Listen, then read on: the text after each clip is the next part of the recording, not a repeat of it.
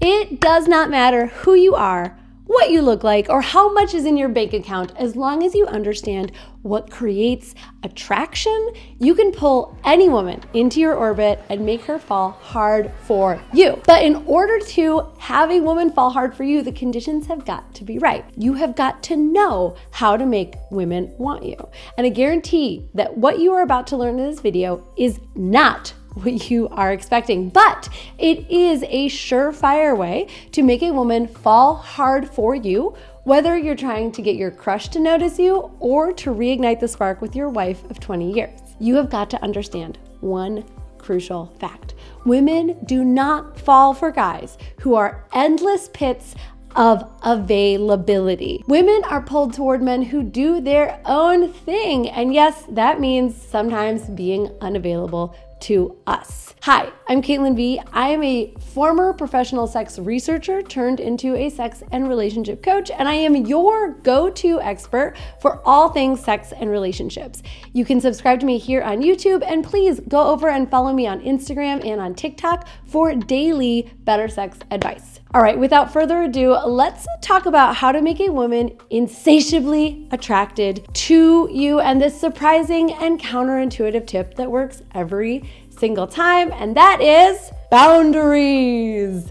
Boundaries, more than a six-pack or a cool apartment with a skyline view, a healthy sense of boundaries is what women are really looking for in a man. So what are boundaries and how do they work in your favor? In short, boundaries are a simple way of saying what you will and will not allow inside of your relationship, how you allow yourself to be treated and how you don't. You can think about boundaries like the edges of the court in a sports game. They let you know what is in and out of bounds. And having a clear sense of where your boundaries are lets you both know what kind of behaviors are fair and which are not. And just like in sports, there are different ways of reacting to different ways of breaking the rules or breaking the boundaries. Sometimes it's a timeout.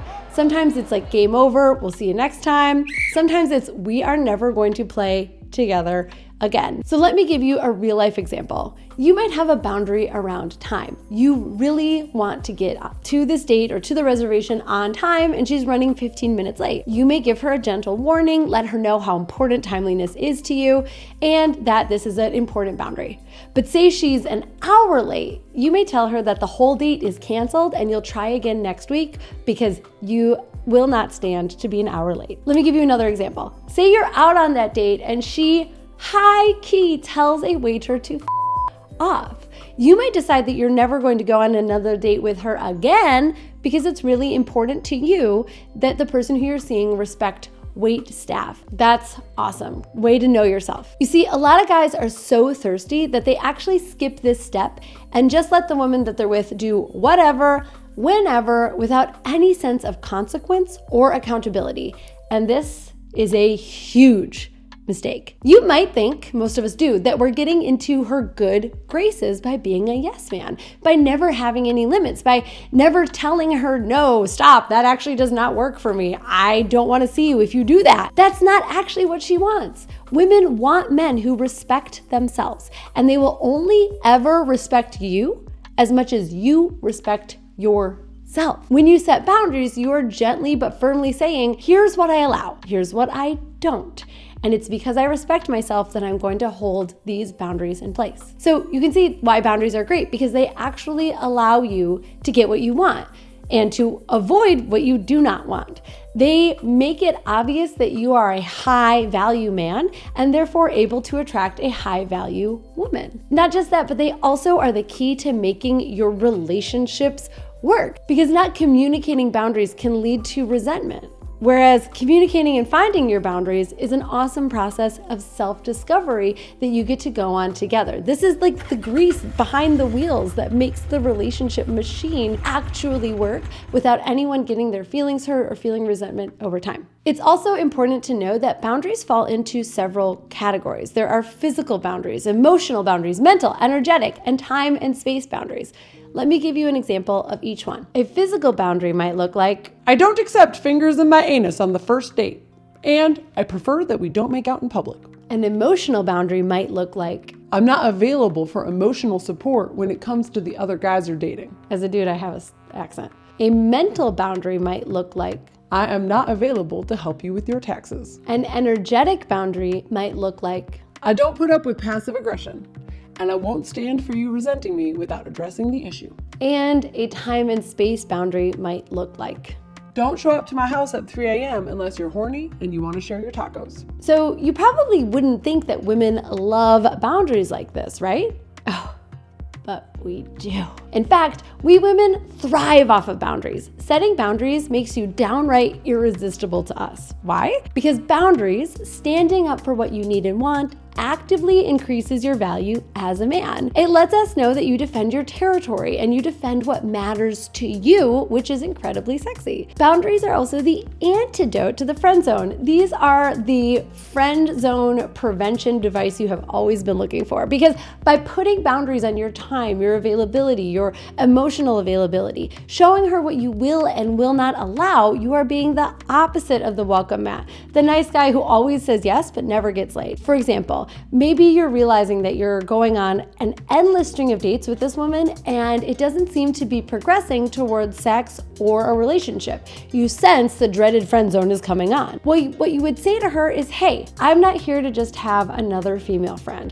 I'm looking for a relationship that's going to be sexual and romantic. That's a boundary for me. Boom! Friend zone vanquished in a single sentence. Thanks, Caitlin. So let me know in the comments, what are some boundaries that you already have? This will be great for anyone who's not sure what their boundaries are, who's looking for some inspiration on what other boundaries that other men have. So go down in the comments and let's create a whole list of boundaries that already exist, and let's inspire everyone else who watches this video. There's one more reason that boundaries are great, and that is that when you use your boundaries, you have more freedom. Just like in sports, if you don't know where the boundary is, you don't really know how to play the game all the way up to the line. You never know when you're about to step out of bounds, so you have to play kind of conservatively, staying towards the middle of the court because you don't want to suddenly have a penalty, right? So when you know what her boundaries are, you can play all the way up to the line with her and know exactly where you're going to go over. And let me give you an example of how hot this is. So for example, if she has a clear boundary that she's like, I really like playing rough during sex, but nothing to my face.